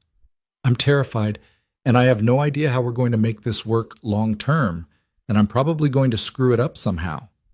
But I love you. You and your broken down garage and your perfect daughter and your compulsion to fix everything. Even when I can't? Especially then. They sat in the rain, holding each other, 2 imperfect people who'd found something worth fighting for. The road ahead wouldn't be easy, they both knew that. But for the first time in years, both of them believed it might be worth the trouble. Mason didn't know it yet, but the real test was coming. The world was about to intrude on their carefully constructed bubble, and when it did, everything they'd built would be put to the test. But tonight, in the rain, with Scarlett's hand in his and the sound of his daughter sleeping peacefully inside, Mason Reed let himself believe in second chances. The photograph appeared online on a Tuesday morning in late May. Mason didn't see it at first. He was under a Subaru, wrestling with a rusted exhaust manifold, when Tommy's voice cut through the sound of the radio. Boss, you need to see this. Little busy, Tommy. No, seriously, you really need to see this. Something in Tommy's tone made Mason slide out from under the car. His employee was staring at his phone, face pale. What? Tommy turned the screen around. It took Mason a moment to process what he was seeing. A photograph. Him and Scarlett, taken from a distance with a telephoto lens. They were standing in her driveway, his arms around her waist, her hands on his chest. The image had been snapped mid-kiss, an intimate moment stolen and plastered across some gossip website.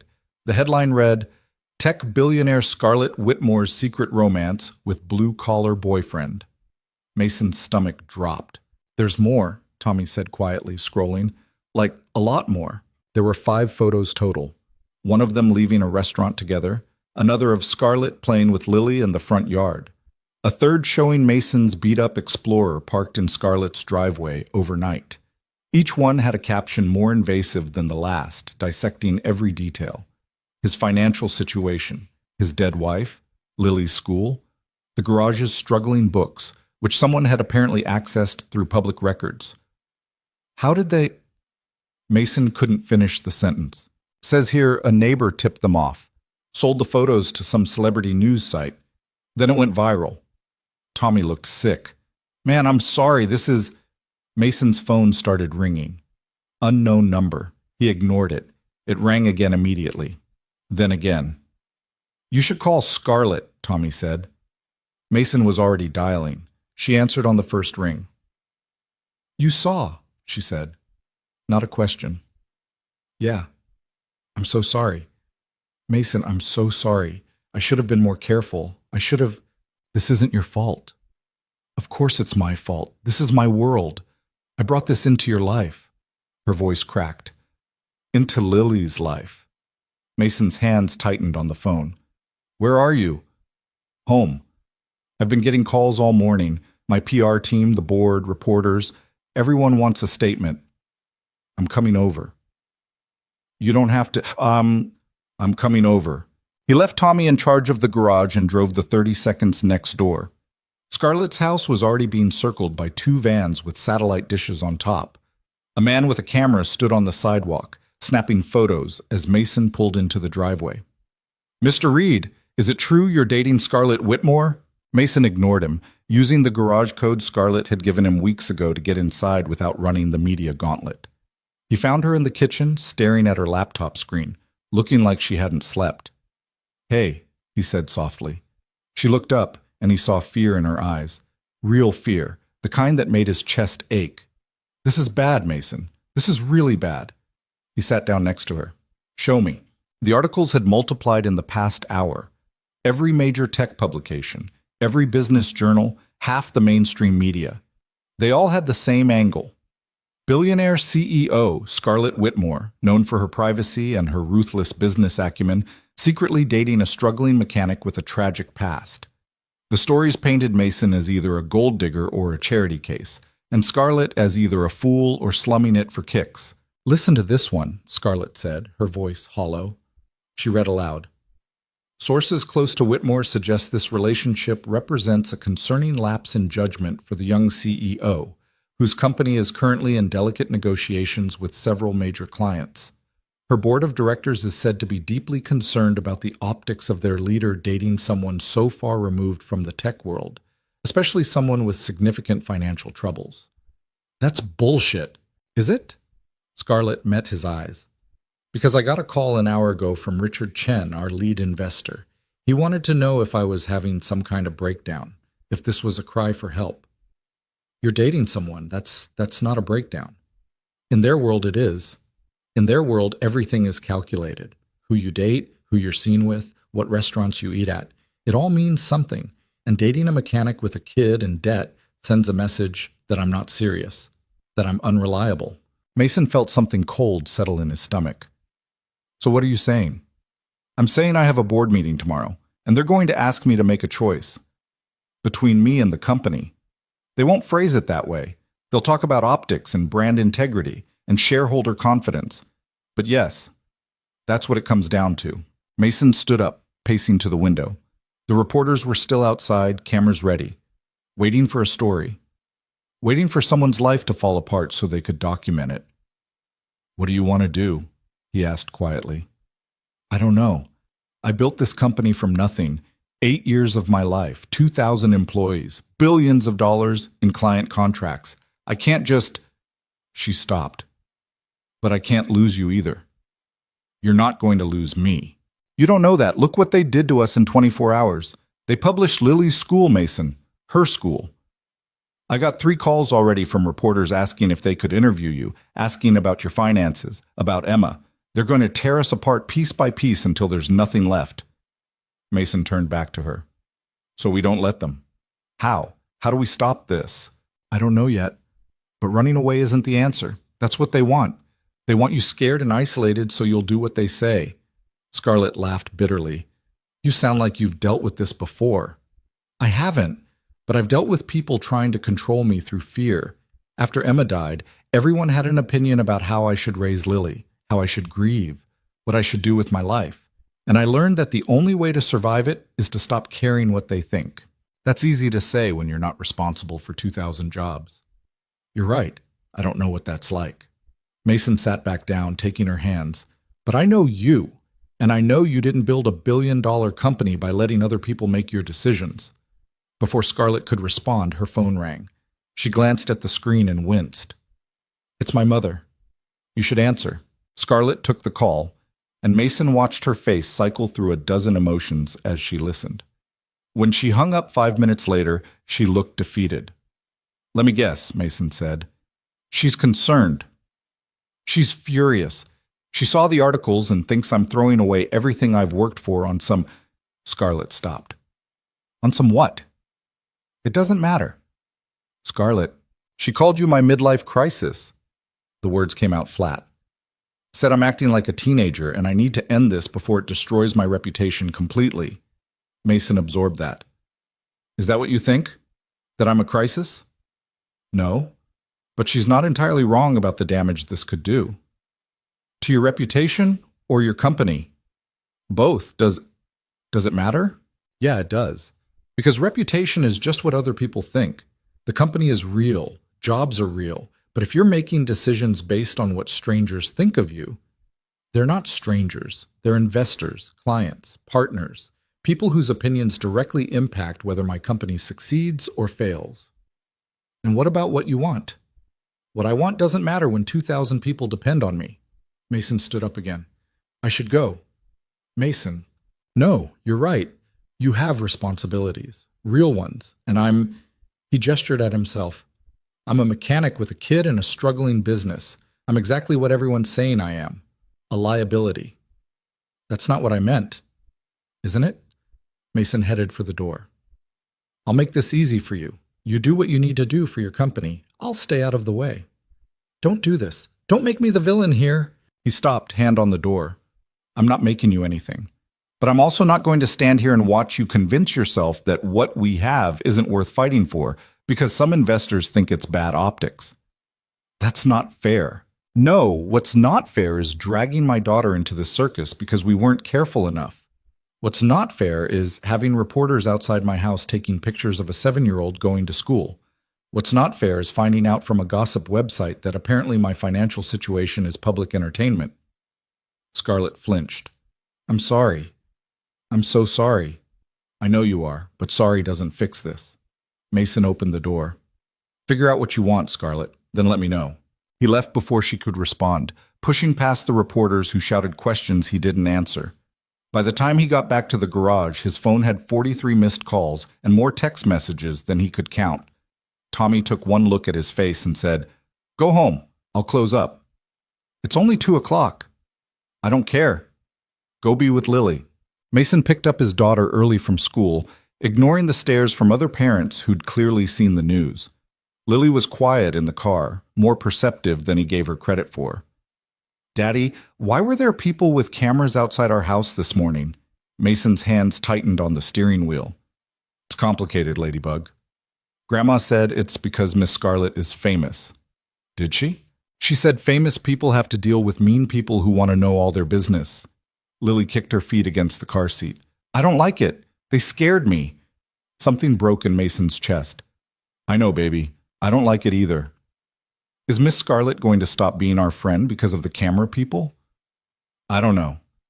I hope not. I like her. Me too, Ladybug. Me too. His mother was waiting at his house when they got home. She took one look at him and pulled him into a hug while Lily ran inside to watch cartoons. You okay? She asked. No. Stupid question. Sorry. She followed him into the kitchen. I saw the articles. I'm assuming you've talked to Scarlett? Yeah. And? And she's got a board meeting tomorrow where they're going to pressure her to end things, for the good of the company. What are you going to do? Nothing. It's her choice. His mother gave him a look. That's the stupidest thing I've ever heard you say. Excuse me? You're just going to let her walk away without fighting for this? What am I supposed to fight, Ma? Her entire world is telling her I'm wrong for her. Her investors, her board, her mother. Who am I to argue? You're the man she loves, that's who. His mother poured them both coffee. But you're also the man who runs away when things get hard. I don't run away. Really? Because it seems to me like the second things got complicated, you walked out her door and told her to figure it out herself. That's not... Mason stopped. She needs to make this decision without me pressuring her. Or you're scared that if you fight for her, she might still choose the company, and you'd rather walk away now than face that rejection. The words hit too close to home. Mason stared into his coffee cup. I can't compete with billions of dollars, Ma. I can't compete with a company she built from scratch. I can't compete with her entire life. You're not supposed to compete. You're supposed to be her partner, someone she can turn to when the whole world is pressuring her to be something she's not. His mother squeezed his shoulder. Emma would kick your ass for giving up this easily. Emma would understand that sometimes love isn't enough. Bullshit. Emma would tell you that love is the only thing that matters. Everything else is just noise. Before Mason could respond, his phone buzzed. A text from an unknown number. He opened it and felt his blood run cold. It was a photo. Lily, walking out of her school that afternoon, taken from across the street with a zoom lens. The message below read, How does it feel to have your daughter's privacy violated?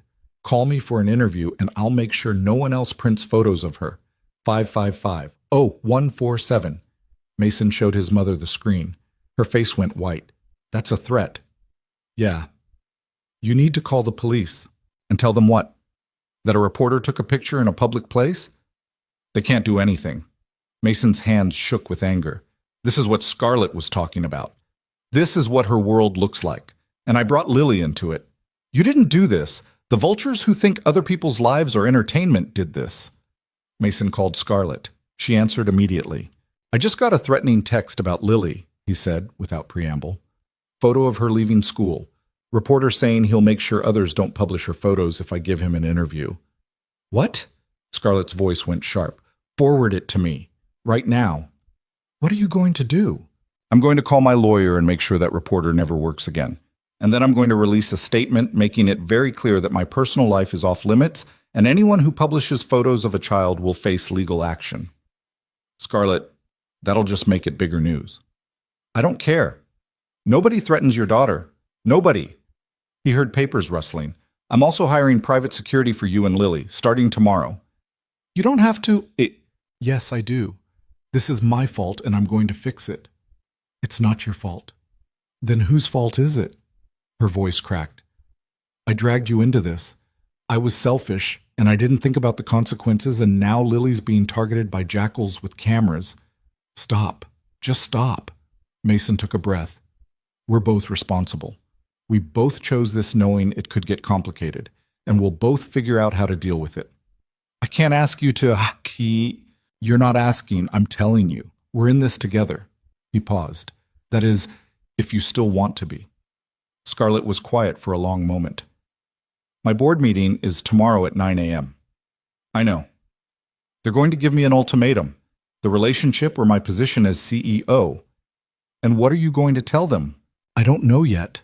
She sounded exhausted. Every rational part of my brain says I should end this, that it's too complicated, too messy, too dangerous for everyone involved, that I'm being selfish, putting what I want ahead of what's practical. That's your brain talking. What's your heart say? My heart says screw them all. My heart says you're the best thing that's happened to me in years, and I'm not giving that up because some investors think I should date someone more appropriate. She laughed without humor. My heart is an idiot. Or maybe your heart knows something your brain doesn't. Like what? Like life's too short to let other people make your decisions. Like you can't build a life on what's practical. Like sometimes you have to risk everything for the things that matter. Is that what you're doing? Risking everything? Mason looked at Lily through the doorway, watching cartoons and safe for now. Thought about the garage and his bills and his reputation. All the things that could fall apart if this went wrong. Yeah, he said. That's exactly what I'm doing. Scarlett was quiet again. Then, can I see you tonight after Lily goes to sleep? The reporters. I'll have my security team clear them out. Please, I need to see you. Okay, yeah, I'll be there. Mason spent the evening being aggressively normal with Lily. They made dinner together, spaghetti with meat sauce, her favorite. They played board games. He read her 3 chapters of the book they were working through, and when she finally fell asleep, he kissed her forehead and promised himself he'd do whatever it took to keep her safe. His mother agreed to stay with Lily while he went next door. The reporters had been cleared away by Scarlett's security team, 2 serious-looking men in dark suits who nodded at Mason as he approached. You're expected, one of them said. Go ahead. Scarlett met him at the door. She looked wrecked, eyes red, hair pulled back, wearing the same clothes from that morning. Hi, she said. Hi. They stood there for a moment, 2 people who'd been apart for less than 12 hours but felt like weeks. Then Scarlett stepped forward and wrapped her arms around him, holding on like he was the only solid thing in a world that had turned liquid. I'm scared, she whispered into his chest. Me too. What if I make the wrong choice? Then we deal with it, together. She pulled back to look at him. You'd really stay? Even if this gets worse before it gets better? I'm not going anywhere unless you tell me to. I don't want you to go. Then I'm staying. Scarlett kissed him, desperate and fierce, like she was trying to convince herself this was real. Mason kissed her back, pouring every ounce of certainty he had into it. When they broke apart, she rested her forehead against his. I've been thinking about what you said, about not letting other people make my decisions. Yeah? I built this company because I believed in doing things differently, in not following the rules everyone else followed. Somewhere along the way, I forgot that. She took his hands. Tomorrow, when I walk into that board meeting, they're going to try to make me choose between you and everything I've built, and I'm going to tell them no. Scarlett, let me finish. I'm going to tell them that my personal life is not up for discussion, that I'll continue to run the company the same way I always have, with integrity and vision and results. And if that's not good enough for them, if they want a CEO who performs her entire life for public consumption, then they can accept my resignation. Mason's heart stopped. You'd really walk away? I'd really walk away. From the board, from the company, from all of it. Her eyes were clear now, determined. Because you're right. Life's too short to build it on someone else's terms. And I'd rather start over with you than keep everything else without you. You don't have to. Ooh. I know I don't have to. I want to. For the first time in my life, I want something more than success. I want this. Us. She squeezed his hands. I love you, Mason Reed, and I'm done pretending that's something I should be ashamed of. Mason pulled her close, overwhelmed by the magnitude of what she was offering. I love you too, so much. They held each other in her entryway, the world outside forgotten. Tomorrow would bring whatever it brought. But tonight, they had this. Each other. A choice made not from fear, but from certainty. Stay, Scarlett said. Not just tonight. Stay. Move in here with me and Lily. Let's stop pretending this is temporary. That's fast. I know. But I'm tired of slow. I'm tired of careful. I want to build a life with you, and I don't want to wait for the perfect time because there's never going to be a perfect time. Mason thought about his little house with the sagging porch, about the life he'd built there with Emma, the memories soaked into every wall, about letting go and moving forward. Okay, he said. Yeah, okay. Scarlett smiled, genuinely smiled, for the first time that day. Yeah? Yeah, but Lily gets to pick her own room. Deal. They spent the night making plans. Not practical plans about logistics or timing, but the kind of plans that mattered. Where they'd put Lily's dinosaur collection, whether they'd get a dog, what they'd do on Sunday mornings. Building a future one small detail at a time. At midnight, Mason's phone buzzed. "Tommy, sorry to text so late, but you need to see this." A link to another article. But this one was different. It was from a major business publication, and the headline read, "In Defense of Scarlett Whitmore, Why Her Dating Life is Nobody's Business." The article was a takedown of the earlier coverage. It called out the sexism in expecting female CEOs to live their entire lives for optics. It pointed out that male executives dated whoever they wanted without media scrutiny. It questioned why Scarlett's competence was being judged based on her boyfriend's tax bracket. It's not all bad, the article concluded. Maybe Whitmore's relationship is exactly what it appears to be. A private person finding connection with someone who sees her as human rather than headline. And maybe we should let her have that. Mason showed it to Scarlett. She read it twice, then looked up with tears in her eyes. "It's a start," she said. "Yeah, it is." They didn't know it yet, but that article would be the first of many. The tide was starting to turn, slowly but surely. But the fight wasn't over. Tomorrow's board meeting would test everything they'd decided tonight. For now, though, they had each other. And they had hope. And sometimes that was enough to carry you through until morning. The board meeting started at 9 a.m. sharp in a glass-walled conference room on the 42nd floor of a downtown Chicago high-rise. Scarlett sat at the head of the table, perfectly composed, in a charcoal suit that cost more than most people's monthly rent, facing 12 men and women who controlled the fate of her company. Richard Chen, the lead investor and the man who'd called her relationship a breakdown, cleared his throat. "Let's address the elephant in the room," he said. "The media situation." "My personal life is not a media situation," Scarlett replied evenly. "It's my personal life." It became our concern when it started affecting stock prices. Richard pulled up a chart on the screen behind him. "We've dropped 3% since those photos went public. Our clients are nervous. 2 have already called asking if there's instability at the leadership level. There's no instability. The company is performing better than projected across all metrics. We landed the Henderson contract last week. Our Q2 numbers are 20% above forecast. My dating life has zero impact on our ability to deliver results." "It's about perception," another board member chimed in. Margaret Walsh, a venture capitalist who'd made her fortune in the 90s. "Like it or not, you're the face of this company. When you're in the news for personal drama instead of business achievement—" "Personal drama," Scarlett interrupted, her voice sharp. "Is that what we're calling a relationship? Because I seem to remember 3 of you bringing your spouses to our last corporate retreat. Was that personal drama?" "That's different," Richard said. "How?" "Because our spouses are—" He stopped himself, but the damage was done. "Appropriate?" Scarlett finished for him. "Is that the word you're looking for? Because Mason Reed is a mechanic and not a venture capitalist, he's inappropriate?" "I didn't say that." "You didn't have to." Scarlett stood up, pacing to the windows. 42 stories below, the city sprawled in every direction. She'd conquered this city, built an empire here, and now these people were telling her she had to sacrifice her personal happiness to keep it. "Let me be very clear," she said, turning back to face them. "I'm in a relationship with someone I care about deeply, someone who makes me happy, someone who treats me like a human being instead of a transaction, and I'm not ending that relationship to make you comfortable." The room went silent.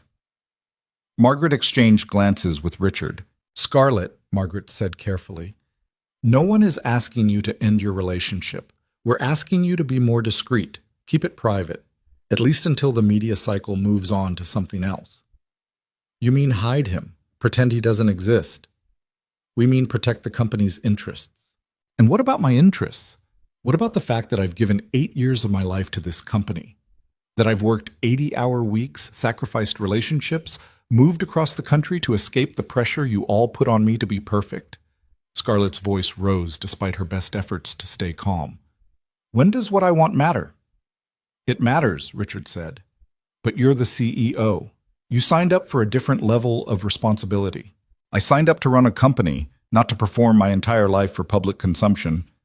Those 2 things are inseparable at your level." "Then maybe I'm at the wrong level." The words hung in the air like a grenade with the pin pulled. Richard's eyes went wide. "You don't mean that, don't I?" Scarlett sat back down, folding her hands on the table. I built this company because I wanted to create something meaningful. Somewhere along the way, it became about stock prices and quarterly earnings, and making sure I never do anything that might upset investors. That's not why I started this. Scarlett, don't be rash. Well, I'm not being rash. I'm being honest for the first time in 2 years. Ever since we went public, I've been miserable. I moved to Chicago to escape that misery, and for a few months I actually remembered what it felt like to be happy, to have a life outside this company. And now you're asking me to give that up again. Margaret leaned forward. What exactly are you saying? I'm saying that if this board cannot separate my professional performance from my personal life, then perhaps I'm not the right CEO for this phase of the company's growth. You're threatening to resign. Richard's face had gone red. I'm stating a fact.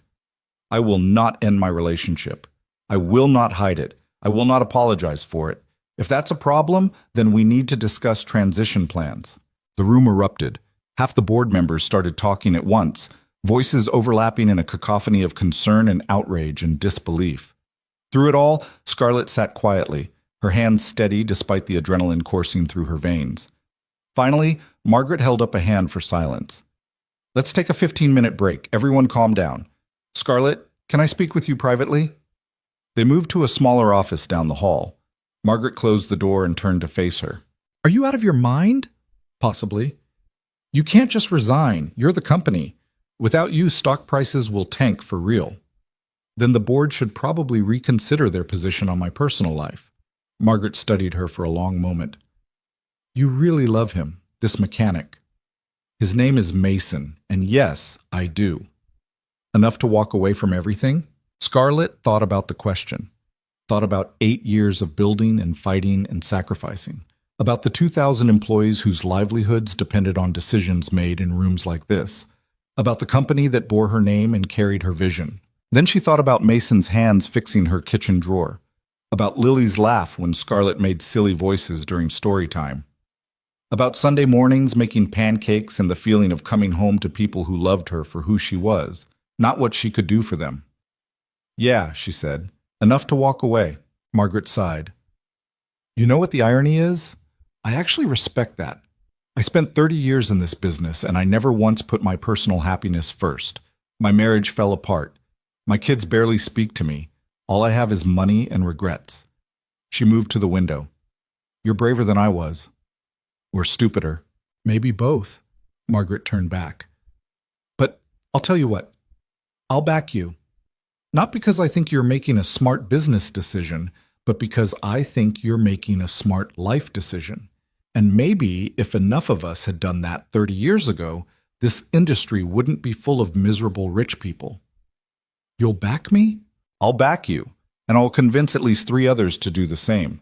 That's a majority. Richard can scream all he wants, but we'll outvote him. She smiled. On one condition. What? Invite me to the wedding. I want to meet this man who convinced Scarlett Whitmore to risk everything. They returned to the conference room. Margaret made her position clear, and one by one other board members fell in line. Not because they agreed with Scarlett's choice, but because losing their CEO would be more damaging than enduring a few weeks of bad publicity. Richard held out the longest, arguing about precedent and responsibility and duty. But eventually, he too capitulated. Fine, he said, tight-lipped. Date whoever you want. But if this costs us clients, it won't, Scarlett said, because I'm going to keep doing exactly what I've always done, delivering results. The only difference is I'll be doing it with a personal life that makes me happy instead of one that makes you comfortable. The meeting adjourned at noon. Scarlett walked out of that building feeling lighter than she had in years. She called Mason from the car. How'd it go? He asked. I still have a job. That's good news. They weren't happy about it, but they backed down. She smiled. Turns out threatening to quit is an effective negotiation tactic. You didn't. I did. And I meant it. Mason was quiet for a moment.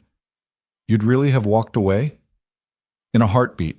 I told you, I'm done letting other people make my decisions. I love you. I love you too. Where are you? At the garage, trying to convince a customer that yes, she really does need new brake pads, and no, I'm not trying to scam her. How's that going? About as well as your board meeting probably went. Scarlett laughed. I'm coming over. I need to see you. She found him 20 minutes later, arguing with a woman in her 60s who insisted her brakes were fine, despite clear evidence to the contrary. Scarlett hung back, watching Mason explain with infinite patience why driving on worn brake pads was dangerous. I still think you're trying to upsell me, the woman said. Mrs. Patterson, I wouldn't lie to you. Have I ever steered you wrong? Well, no. Then trust me. You need new brake pads. The woman finally agreed, and Mason walked her to the waiting area where Tommy was organizing paperwork. When he turned around and saw Scarlett, his whole face lit up. Hey, he said, wiping his hands on a rag. You survived. I survived. She walked into his arms, not caring that he was covered in grease, and she was wearing a $2,000 suit. We survived. Yeah, we did. Tommy appeared from the office. Oh, good. You're here. I have questions about the security guys you sent. They're very intimidating, and they're making the customers nervous. I'll have them be less intimidating, Scarlett said. Can you do that? Tell security people to be less scary? I can try. Over the next few weeks, the media frenzy slowly died down. New scandals emerged, more interesting targets appeared, and Scarlett and Mason's relationship became old news. The security team was scaled back to occasional check-ins. The reporters stopped camping outside their houses. But the impact of those weeks lingered in unexpected ways. Mason got calls from 2 reporters who wanted to do positive stories about small business owners who gave back to their communities. One article highlighted his practice of charging reduced rates for customers who couldn't afford full price. The exposure brought in new clients, people who'd seen the articles and wanted to support a business that valued people over profit. Within 2 months, Reed Auto Repair went from struggling to sustainable. Not rich, not flush with cash, but stable, enough that Mason could hire another mechanic and actually pay himself a salary that covered more than just bare necessities. This is weird, he told Tommy one afternoon in July, having money in the bank account. Better get used to it, boss. We're booked solid for the next 3 weeks. Because of the articles. Because you're good at what you do and people finally know about it. Tommy grinned. Also because your girlfriend is a billionaire and that's cool. She's not my girlfriend anymore. Tommy's face fell. Wait, what? Did you break up? No, she's my fiancée now. Mason had proposed on a Tuesday night in June. Nothing fancy, nothing planned. They'd been sitting on Scarlett's back deck watching Lily chase fireflies, and the words had just come out. Marry me, he'd said. Scarlett had looked at him like he'd lost his mind. What? Marry me. I know it's fast and probably crazy, and we haven't even lived together yet. We've been living together for a month. Then we definitely haven't lived together long enough for this to be a rational decision. But I don't care. I love you. Lily loves you. I want to build a life with you. So marry me. Scarlett had laughed and cried at the same time. You don't even have a ring. I'll get one. I'll get whatever ring you want. Just say yes. Yes, of course yes. They'd told Lily the next morning. She'd screamed and jumped on the bed and demanded to be a flower girl. Mason's mother had cried. Scarlett's mother had been silent on the phone for a full minute before finally saying, If this is what you want, I suppose I'll have to accept it. It wasn't quite a blessing, but it was close enough. The wedding was planned for October. Small, intimate, just family and close friends. They debated doing something big and public to get ahead of the media attention, but ultimately decided that their wedding was for them, not for public consumption. Let them write what they want, Scarlett said. We'll know the truth. In August, something unexpected happened. Mason was working late at the garage when a black Mercedes pulled up. A man in an expensive suit climbed out, looking completely out of place among the oil stains and spare parts. Can I help you? Mason asked. Are you Mason Reed? Yeah. I'm Jonathan Price. I run Price Automotive Group. We own luxury dealerships throughout the Midwest. Mason wiped his hands on a rag. Okay, I've been following your story, the articles about your shop, your approach to business. It's impressive. Thanks, I guess. I want to make you an offer. Jonathan pulled out a business card. We're expanding into luxury automotive service and repair. High-end cars, specialized work, but with your philosophy of fair pricing and community focus. I'd like you to consult on the project, maybe even partner with us. Mason stared at the card. You want me to consult? On what? On building something different. The automotive service industry has a reputation problem. Customers don't trust mechanics. They think they're being scammed. You've built a business on trust. I want to learn how. I don't know anything about running a luxury operation. You know how to treat people right. That's what matters. Jonathan gestured around the garage. This place is successful because people trust you. Imagine what you could do with more resources. Mason thought about it for exactly 3 seconds. I'll need to discuss it with my fiancée. The billionaire tech CEO? The woman I'm going to marry, yeah. Jonathan smiled. Smart man. Here's my card. Think about it. That night, Mason told Scarlett about the offer. She listened carefully, asking questions about terms and equity and long-term vision. What do you want to do? She asked finally. I don't know. Part of me thinks it's crazy. I'm barely keeping this place afloat most days. You're doing better than afloat. You're doing well. Because of the publicity from dating you. Because people saw what you were already doing and decided to support it. Scarlett took his hand. Don't diminish your success because of how you got there. You earned this. But consulting, partnering with some corporate automotive group, that's not me. Maybe it is. Maybe you're more than just a small garage owner. Maybe you could actually change the industry like this guy thinks. Or maybe I'd sell out and lose everything that makes this place special. Scarlett was quiet for a moment. Do you remember what you told me when my board was pressuring me? That I built my company by doing things differently, by not following everyone else's rules. Yeah. Same applies here. You don't have to do this their way. You could do it your way. Set the terms. Make sure they understand that you won't compromise on the things that matter. You make it sound easy. It's not easy, but you're good at hard things. She smiled. Besides, you'd have me to help navigate the business side. I can't keep relying on you to fix my problems. It's not fixing. It's partnership. That's what we do. We help each other. She squeezed his hand. I couldn't have stood up to my board without knowing you had my back. Let me have yours too. Mason met with Jonathan Price 3 more times over the next month. Each time, Scarlett came with him, asking the questions he didn't know to ask, negotiating terms he didn't understand. They structured a partnership that gave Mason significant equity and creative control while providing the resources to expand. By September, the deal was signed. Reed Auto Repair would become the flagship location of a new luxury automotive service network. Mason would oversee operations and training, teaching other mechanics his approach to customer service and fair pricing. I can't believe this is happening, he told Tommy the day the contracts were finalized. I can. You're good at this, boss. You deserve it. I'm terrified I'm going to screw it up. Then you'll screw it up and figure out how to fix it. That's what you do.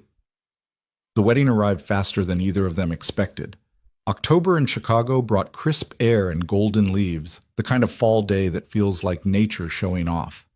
They'd chosen a small venue on the lakefront, nothing extravagant, just a historic building with big windows and exposed brick.